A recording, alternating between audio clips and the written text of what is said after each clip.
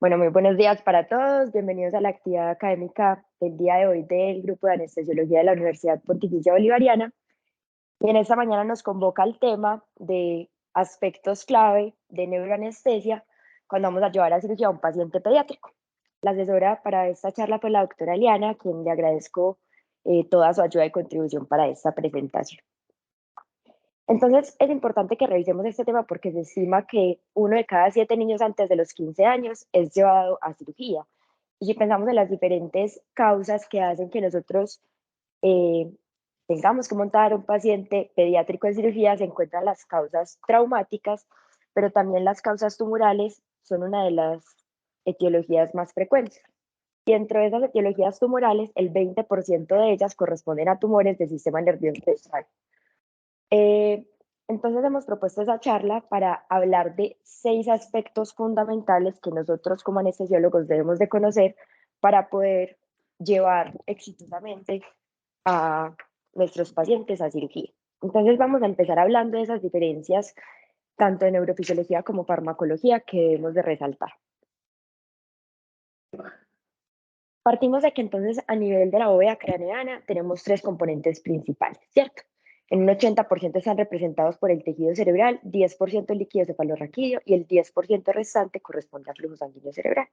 Y si recordamos la doctrina de Monroe-Kelly, vamos a tener que cuando aumenta alguno de estos componentes se requiere una disminución de uno de los otros 2 componentes restantes para que se mantenga en equilibrio esa presión intracraneal.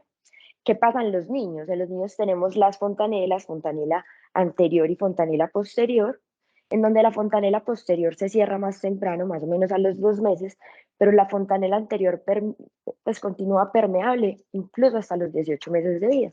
¿Esto qué va a permitir? Que ante un efecto de masa, llámese edema cerebral, sangrado, tumor, esos mecanismos iniciales alcanzan a compensar ese aumento de la presión intracraneana con un aumento y con una distensión, digámoslo así, de la bóveda craneana porque tienen una mayor compliance cerebral, pero va a llegar un punto en que no se alcanza a compensar y ahí es cuando vamos a tener las manifestaciones de hipertensión endocraneana. ¿Esto qué quiere decir? Que cuando en un niño vemos todos estos signos de hipertensión endocraneana, posiblemente ya nos encontramos en un estadio pues más avanzado de la enfermedad. ¿Qué le está pasando? También recordar algunas diferencias tanto en términos de flujo sanguíneo cerebral, metabolismo y presión intracraneana. Recordemos entonces que en los neonatos el flujo sanguíneo cerebral es menor, alrededor en un paciente a término de 20 a 40 mililitros por cada 100 gramos de tejido cerebral por minuto, y esto también se relaciona con que la presión arterial media de autorregulación de los neonatos es mucho más estrecha, lo que los hace más susceptibles a un proceso isquémico. Y este flujo sanguíneo cerebral va a ir aumentando paulatinamente, alcanza su pico alrededor de los 4 años y posteriormente de alrededor de los 3 a los 12 años vamos a tener que ese flujo sanguíneo cerebral es alrededor de 100 y ya en un adulto, pues que también aquí encontraríamos el grupo de los adolescentes, el flujo sanguíneo cerebral es de 50 por cada 100 gramos de tejido cerebral.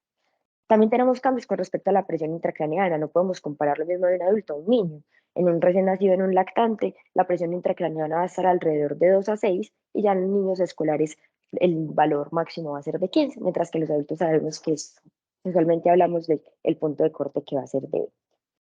Entonces, con respecto a la farmacología, también hay que resaltar que los pacientes pediátricos van a tener una sensibilidad aumentada a la mayoría de los sedantes. Y además, vamos a ver que la mayoría de ellos van a causar una disminución tanto del flujo sanguíneo cerebral, metabolismo y de la presión intracraneana, pasando por los barbitúricos, propofol, benzodiazepina, acetomidato, pero aquí una consideración especial a resaltar es con la ketamina, que sería la sección de estos medicamentos, en donde vamos a tener que esta logra antes es un aumento, logra antes es un aumento del flujo sanguíneo cerebral, incluso hasta un 60%, y esto puede correlacionarse con un aumento de la presión intracraneana, por lo que podríamos tener esta consideración en los pacientes que sospechemos que tienen un aumento de la presión intracraneana.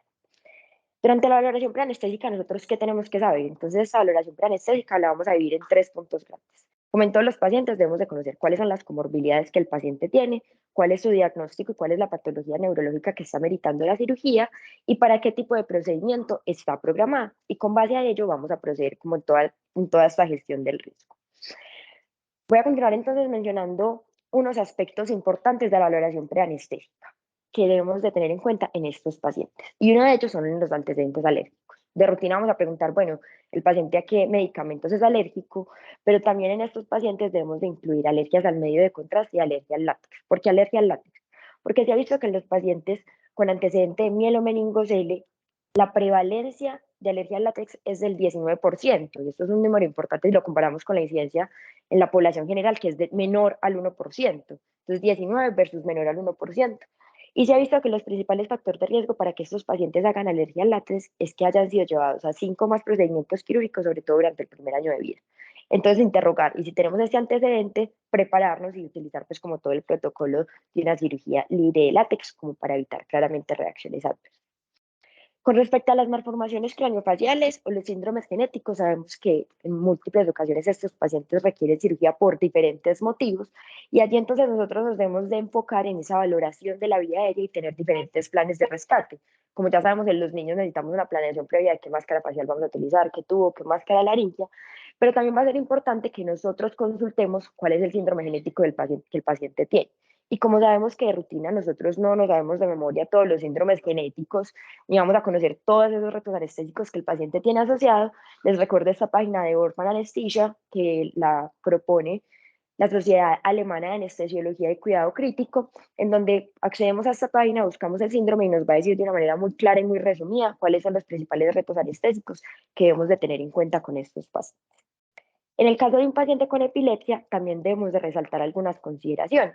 Lo primero es, bueno, ¿qué medicamentos toman de un paciente? ¿Por qué necesito saber esto? Porque sabemos que los medicamentos anticrisis tienen múltiples efectos adversos y sobre todo un efecto importante a nivel del metabolismo hepático. Entonces puede ser que el paciente esté recibiendo un medicamento que sea un inductor hepático o que por el contrario sea un inhibidor como el ácido valproico.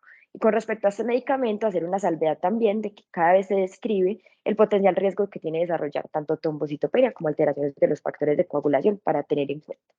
Entonces nosotros vamos a decir, bueno, qué medicamento está tomando y vamos a individualizar estos paraclínicos a solicitar, pedir función hepática, hemograma y pruebas de coagulación. Va a ser también importante identificar hace cuánto tiempo viene tomando el paciente estos medicamentos. ¿Por qué? Porque el efecto de los relajantes neuromusculares, digamos que se comporta como un efecto bifásico. En los primeros días que el paciente está recibiendo el medicamento, se inhibe la liberación de cuantas de acetilcolina, por lo que podríamos mencionar que hay una mayor sensibilidad, pero después aumenta el número de receptores de acetilcolina y antes se comporta como una mayor resistencia al bloqueo neuromuscular. Entonces podría meritar que nosotros aumentemos la dosis, por ejemplo, el caso de los relajantes neuromusculares y además pues tener la consideración de si está recibiendo alguno de estos dos medicamentos, que también tendríamos que ajustar las dosis de los inductores e incluso de los opioides. Preguntar ya, investigar si el paciente tiene lesiones a nivel hipotalámicos y hipoficiarias para buscar si tiene otras alteraciones endocrinas asociadas, uso crónico de esteroides, tenemos que pedir glicemia, valorar el estado electrolítico que es fundamental, sobre todo si el paciente ya tiene un trastorno del sodio y una diabetes insípida por alguna lesión a nivel hipoficiario o hipotalámico, si viene, por ejemplo, con náuseas profusas por una hipertensión endocraneana, y también con respecto al estado de ayuno, que eso nosotros somos los que lo vamos a optimizar durante la valoración preanestésica. ¿Qué paraclínicos vamos a solicitar? En términos generales, para los procedimientos neuroquirúrgicos mayores se recomienda que solicitemos hemoglobina, hematocrito, plaquetas, tiempos de coagulación, fibrinógeno y que realicemos la reserva de hemoderivados.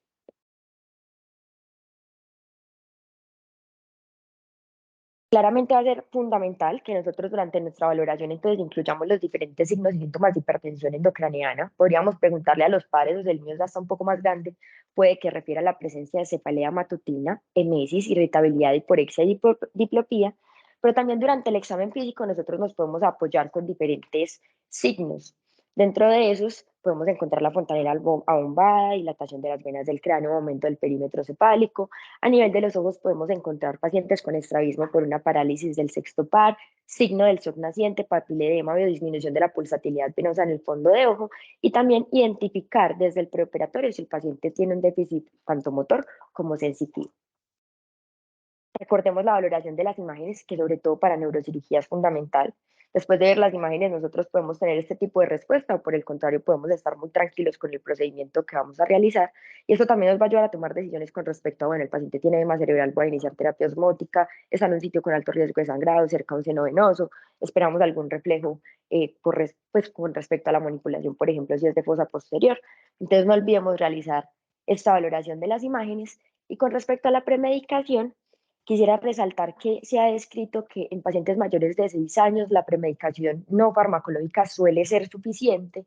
Es ya cuestión de nosotros también tener un poco de paciencia, un poco de creatividad para ayudar a los niños en ese proceso de transición hacia el quirófano y sobre todo los niños con hipertensión endocraniana. No queremos, por ejemplo, administrar midazolam en un contexto no vigilado en el preoperatorio y que el niño haga una hipoventilación y una hipercapnia asociada que se asocie con mayor deterioro. Entonces, si amerita la premedicación farmacológica, la podemos utilizar, no es una contraindicación, midazolam 0.5 miligramos por kilo vía oral, pero ya en un contexto completamente monitorizado. Por lo demás, podríamos apoyarnos en este tipo de estrategias que también le hacen más fácil ese proceso al niño. Con respecto a la monitoría neural, ya este es uno de los aspectos más importantes en los que me quisiera enfocar en esta mañana, y es que claramente vamos a realizar una monitoría no invasiva que incluye presión arterial, frecuencia cardíaca, pulsoximetría. Acá resaltar también la importancia que la monitoría básica incluimos temperatura, una monitoría de la capnografía en donde todos estos pacientes neuroquirúrgicos de entrada la recomendación es normocapnia, verificar que contemos con 2 accesos venosos y que sean permeables y hacer una monitoría del gasto urinario, sobre todo en esos pacientes en los que vamos a utilizar terapia osmótica que tienen alto riesgo de inestabilidad hemodinámica o también que sospechemos que por el tipo de lesión el paciente pudiera desarrollar una diabetes insípida. Pero entonces aquí entra la duda, monitoría invasiva, sí, no, cuándo, qué vamos a hacer. Entonces, con respecto a la línea arterial, se recomienda para la mayoría de procedimientos quirúrgicos.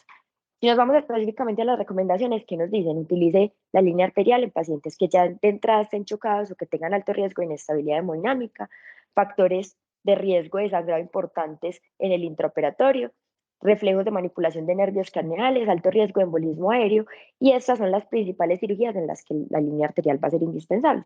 Dentro de esas, para resaltar cuáles: cirugía de escoliosis, craneosinostosis, embolización de malformaciones arteriovenosas, craneotomías y cirugías en el paciente despierto.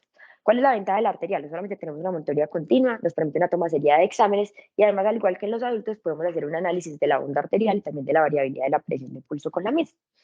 Recordamos entonces que el tamaño va a depender del peso del paciente y va a ser fundamental que nosotros realicemos un adecuado cerado y que ubiquemos el transductor a nivel del eje pleostático. ¿Qué puede pasar en neurocirugía? Que tengamos esta posición, entonces si lo utilizamos el transductor a nivel del eje pleostático, claramente esto no está representando la presión a nivel del polígono de Willis. Entonces va a ser importante que nosotros consideremos cuál es la posición del paciente y, por ejemplo, en este caso la recomendación sería que nos ubiquemos acá, con el transductor a nivel del conducto auditivo externo, que realmente nos va a representar es la presión a nivel del polígono de Willis. Quisiera aquí también llamar la atención en la importancia de la ecografía para el acceso y para invadir a los pacientes pediátricos. Esto ya se viene estudiando, esta es una revisión de Chopin, creo que del 2016, mal lo recuerdo, sí, perfecto, 2016, en donde ya analizó cuál era la tasa de éxito si utilizábamos la ecografía para el acceso arterial. ¿Y qué se encontró? Que claramente, lo que era esperable, aumenta la tasa de éxito en la canulación al primer intento, en los 2 primeros intentos, y disminuye la tasa de complicaciones. Entonces, sobre todo en los pacientes pediátricos más chiquitos, que puede ser un poco más difícil de invadir o de hacerlo por una técnica anatómica, podríamos considerar esta estrategia. Con respecto al catéter venoso central, es mucho más controversial.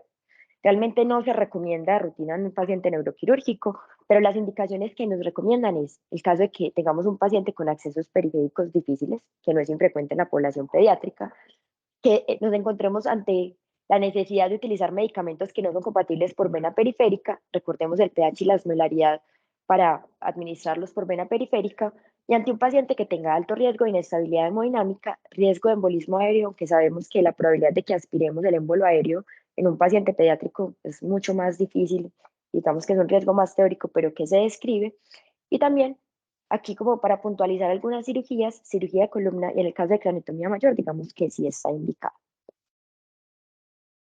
En el caso que yo les diga, bueno, ustedes tienen un paciente pediátrico que ya sabemos que va a requerir, por ejemplo, una terapia osmótica con solución salina hipertónica, que digan, bueno, no necesito un acceso central, ¿ustedes qué acceso le pondrían a un paciente pediátrico y por qué? Alguno que no ayude.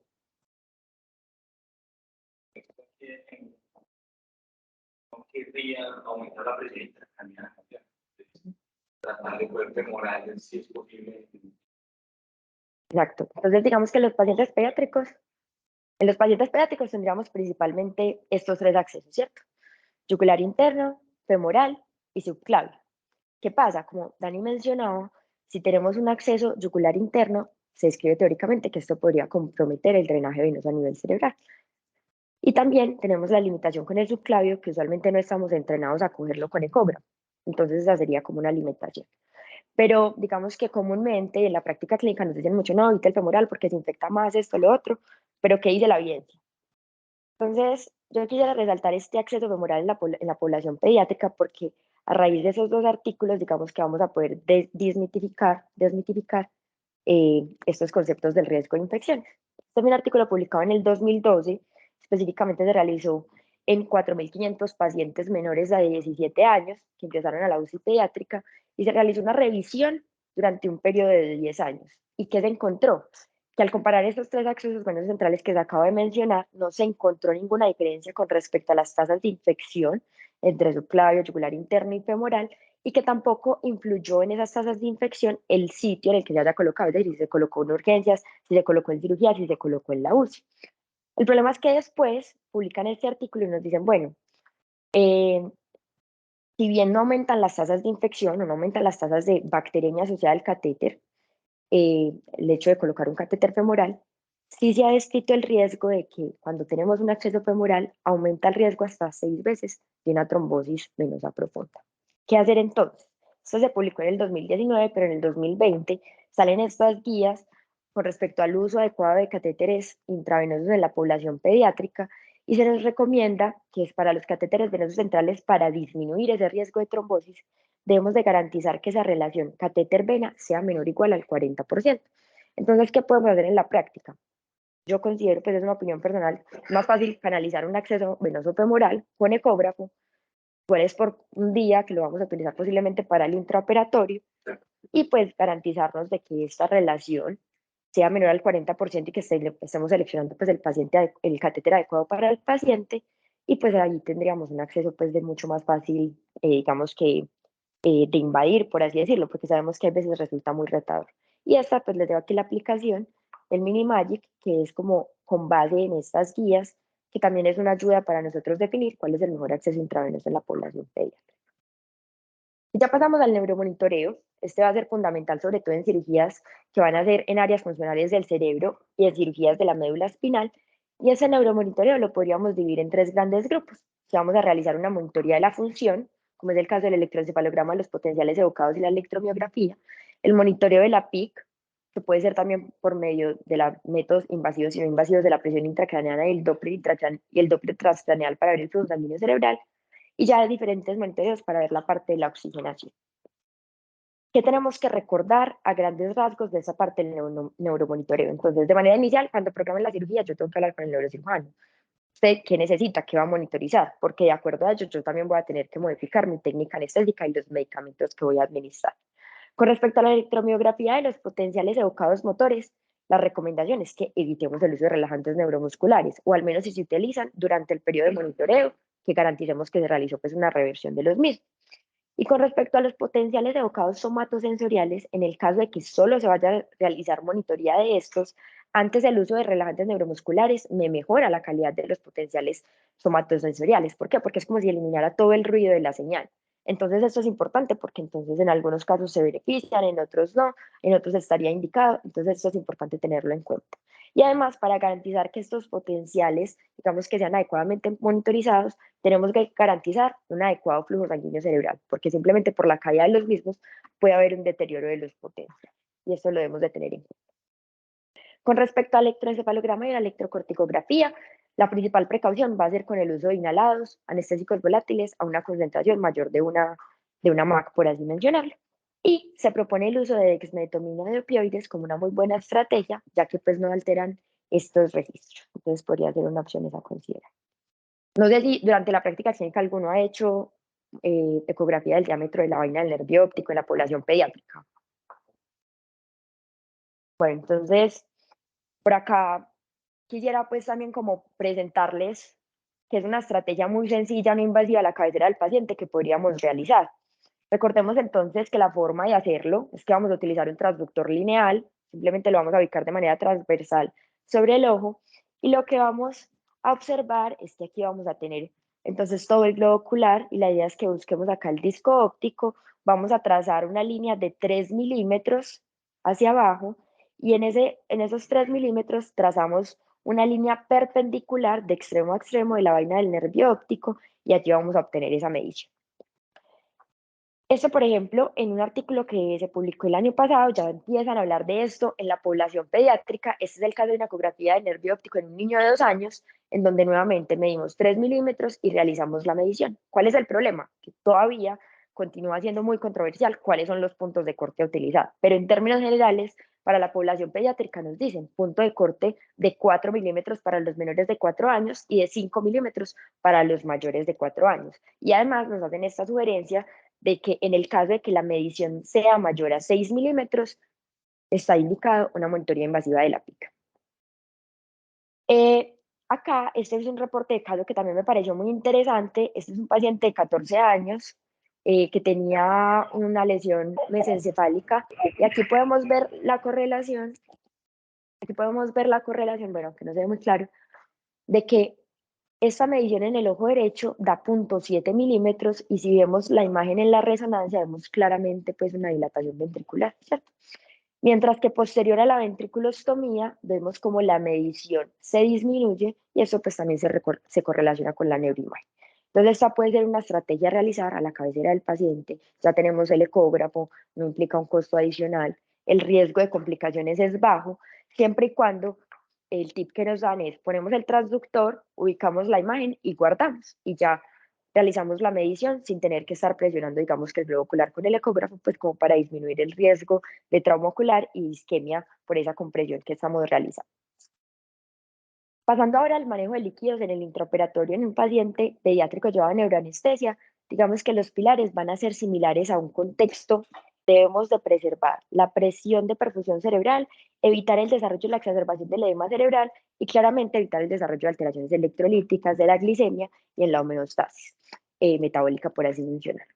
Pues recordemos que los líquidos endovenosos son medicamentos, van a tener indicaciones, contraindicaciones, efectos adversos, y a pesar de que tenemos una amplia gama de líquidos endovenosos a utilizar en el paciente neuroquirúrgico al momento, digamos que no hay un líquido endovenoso ideal, sino que tendremos que individualizar pues, en cada uno de los pacientes. Sin embargo, ¿qué se ha visto o qué tenemos? Que la solución salina al 0.9%, al ser levemente hiperosmolar, una osmolaridad de 308, puede atenuar ese edema cerebral, y es el líquido con el que nos recomiendan iniciar para corregir todas esas pérdidas insensibles de diuresis y el sangrado intraoperatorio. ¿Cuál es la consideración acá? Que si utilizamos un volumen mayor a 60 mililitros por kilo, tenemos el riesgo de acidosis hiperclorémica, sin esto traducirse en una mayor morbimortalidad para el paciente, pero sí pues claramente lo debemos de tener presente.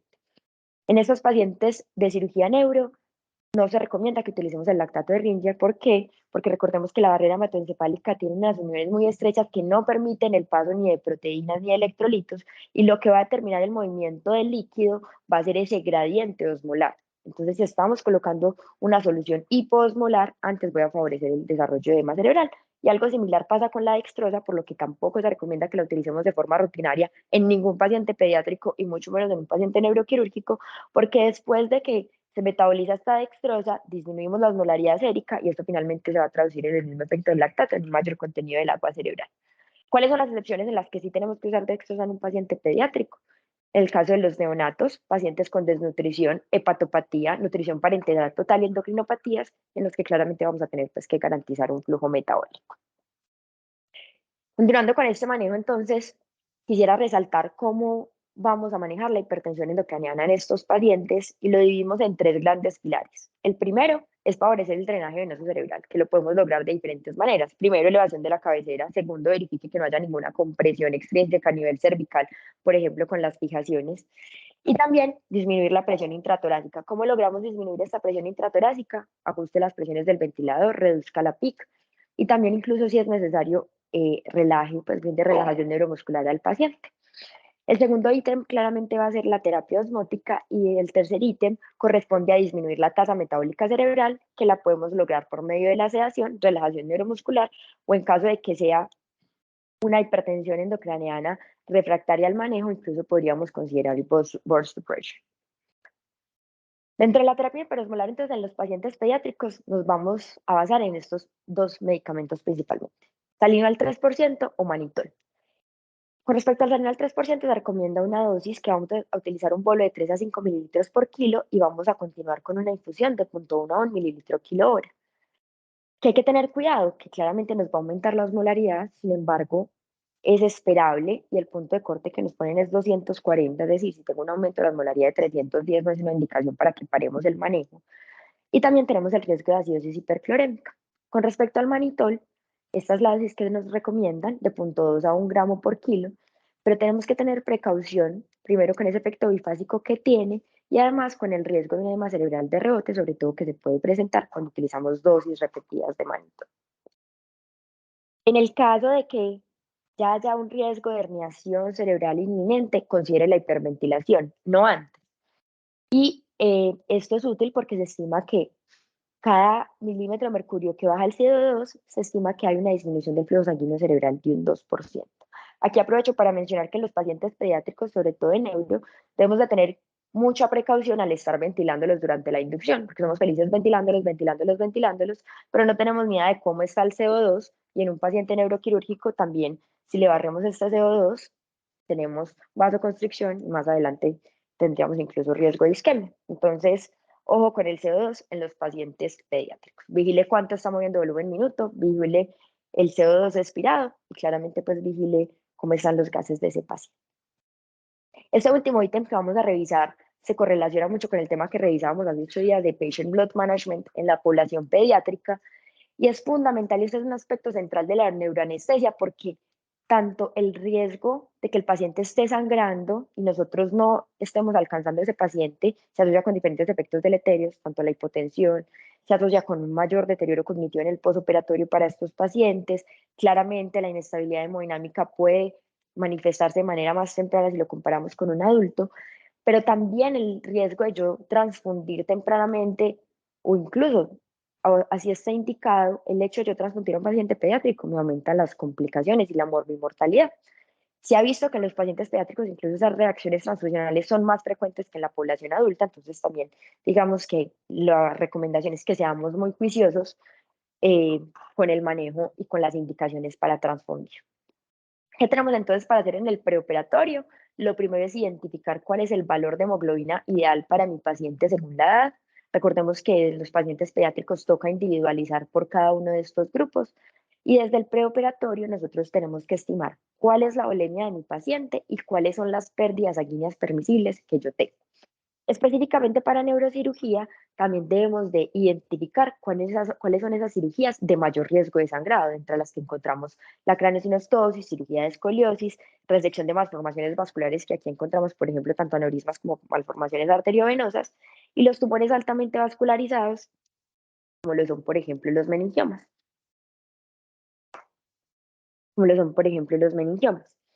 Y además se han identificado como factores de riesgo para requerir transfusión que el paciente tenga menos de 4 años, que la hemoglobina del preoperatorio sea menor a 12 y que la estimación pues, de la duración de la cirugía sea mayor a 270 minutos. Entonces yo hago toda esta gestión del riesgo, puedo considerar, en el caso de que se realice una valoración preoperatoria con tiempo, la administración de eritropoyetina, idealmente 3 semanas antes, pero sabemos que usualmente pues, la valoración preanestésica es muy cercana al procedimiento quirúrgico, y realizar pues, una reserva juiciosa de los hemoderivados o los hemocomponentes que consideramos que se necesitan. Ya para el intraoperatorio tenemos diferentes medidas. Con respecto a la estimación del sangrado y el ácido tranexámico, ya vamos a mencionar algunas consideraciones, pero también recordar que podríamos utilizar el Cell Saver, que está indicado principalmente en pacientes mayores de 10 kilos, y por ejemplo en la cirugía de escoliosis se ha visto que tiene una evidencia importante y que me disminuye las transfusiones autólogas en estos pacientes. Considerar también la hemodilución normovolémica, las limitaciones que tenemos el riesgo de que el paciente se nos anemice, por así decirlo, en el preoperatorio al momento de yo extraer ese volumen para la hemodilución. Claramente tenemos que realizar un seguimiento de cómo está la hemoglobina en el intraoperatorio y ya vamos a hablar de algunos métodos para hacerlo sin tener que estar sangrando al paciente y no olvidarnos de todas esas estrategias coadyuvantes que son fundamentales. ¿Qué se entiende por estrategias coadyuvantes? Entonces, por ejemplo, la infiltración del sitio quirúrgico, que el hecho de la craneosinostosis es fundamental porque uno de los principales sitios de sangrado es ahí durante la disección del cuero cabelludo, entonces hacer una buena infiltración del sitio quirúrgico con epinefrina. Además, garantizar la temperatura del paciente, la posición en la que tenemos el paciente, en el caso de una cirugía en prono para una cirugía de columna, evitar que haya un aumento de la presión abdominal, porque esto se va a traducir en un aumento de la congestión de las venas epidurales y puede aumentar el sangrado. Y también, pues claramente tengo que, de manera inicial, verificar que cuente con adecuados accesos venosos y pues contar con los hemoderivados en el quirófano en el caso de que yo estime que el riesgo de sangrado sea importante. El problema es este. Entonces, esta fue una foto que yo tomé durante la rotación de pediatría, pero uno dice, bueno, ahí, ¿cuánto hay de sangrado, cierto? Digamos que es muy difícil estimar, pero esa es la medida que más rutinariamente utilizamos para decir cuánto está sangrando mi paciente.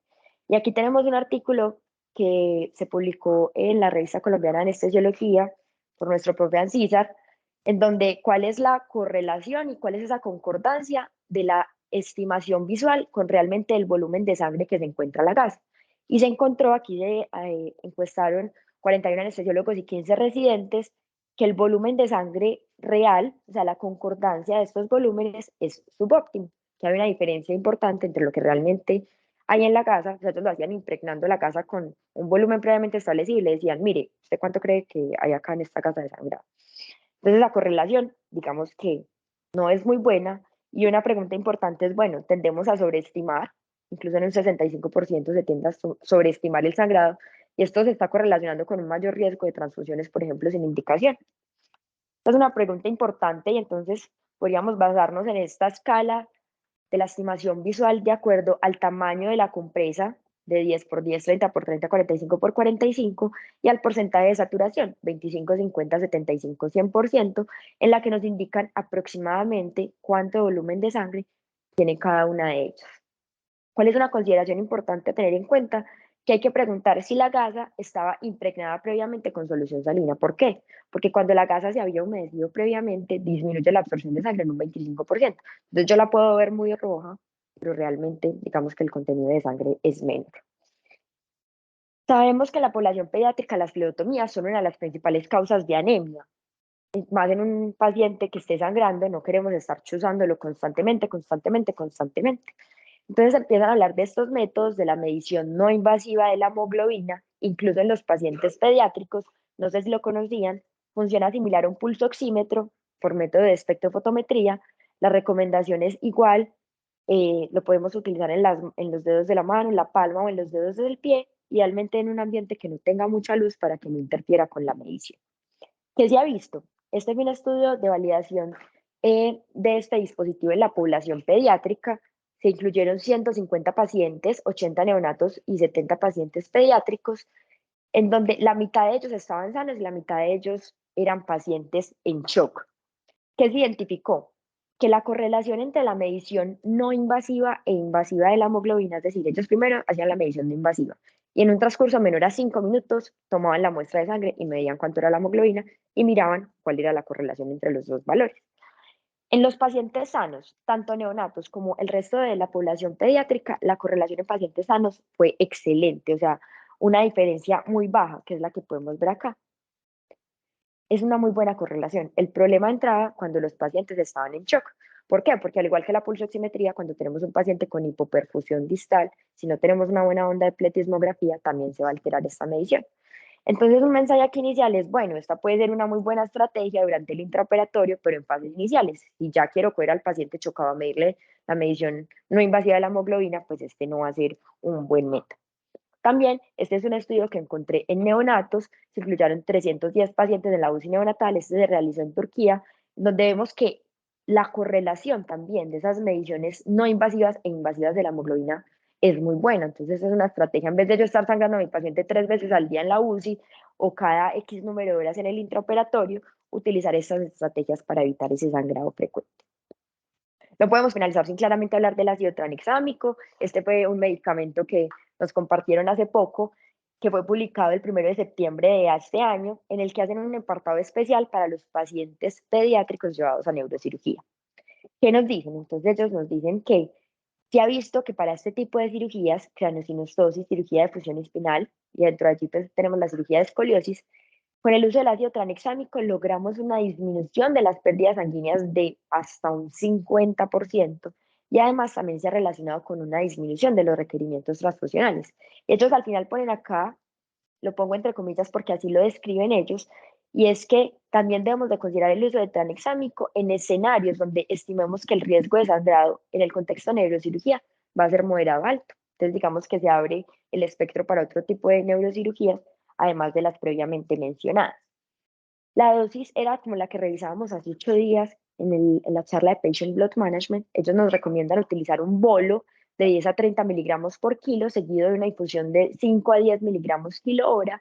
E incluso, este es un mensaje que encontré en un artículo que me parece muy fuerte y contundente, es que realmente el ácido tranexámico es el único medicamento que tenemos disponible en la actualidad que me logra disminuir eficazmente la pérdida sanguínea del intraoperatorio, se correlaciona con un menor número de transfusiones y con una estancia hospitalaria más corta. Es decir, pues si tenemos la disponibilidad del mismo, pues no dudemos en utilizarlo en los casos que esté indicado. Finalmente, entonces, este mundo de la neuroanestesia es un campo supremamente amplio. Quisiera dejarles estos puntos grandes para, digamos que para llevar a casa y que ya tratemos de individualizar para cada tipo de paciente y para cada tipo de procedimiento quirúrgico, pues las consideraciones adicionales que se necesitan, pero estas son las bases para que nosotros, digamos que tratemos de abordar de una manera, pues la manera más exitosa a estos pacientes pediátricos cuando son llevados a neurocirugía. Muchas gracias, aquí les doy el QR para que se queden pues con esta ayuda cognitiva y